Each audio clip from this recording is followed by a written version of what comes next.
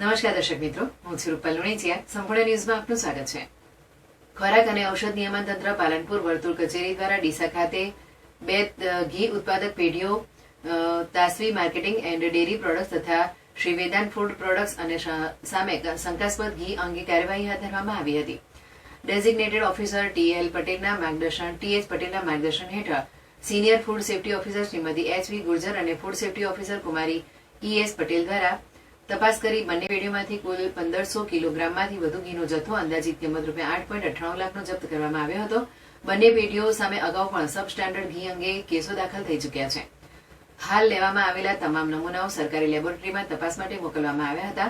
ખોરાક અને ઔષધ નિયમન તંત્ર દ્વારા બંને પેઢી સામે food safety and standard act 2006 હેઠળ કાનૂની કાર્યવાહી શરૂ કરવામાં આવી છે તથા નાગરિકોને પ્રમાણિત લાયસન્સ ધરાવતા ઉત્પાદકો પાસેથી જ ખાદ્ય વસ્તુ ખરીદવાની અપીલ કરવામાં આવી છે. ખોરાક અને ઔષધ નિયમન તંત્રના પ્રથમ કાર્યવાહી દરમિયાન ડીસા ખાતેની Tasvi marketing and dairy products plot number 57 GIDC railway station road Deesa ખાતે તપાસ કરવામાં આવી હતી.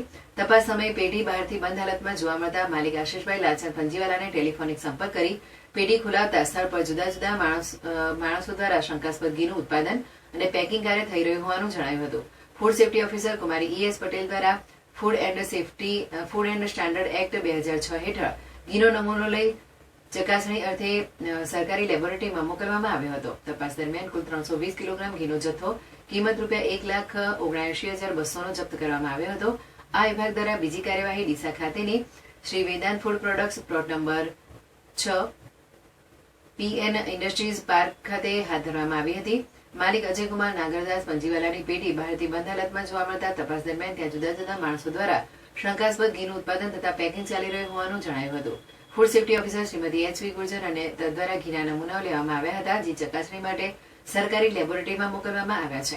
પેઢીમાંથી ભૂમિ સરસ ઘીના 500 મિલીના 176 પેક, 200 મિલીના 750 પેક તથા લૂઝ ઘી 945 કિલોગ્રામ મળીને કુલ 1183 કિલોગ્રામ ઘીનો જથ્થો કિંમત ₹7,19,320નો જપ્ત કરવામાં આવ્યો હતો.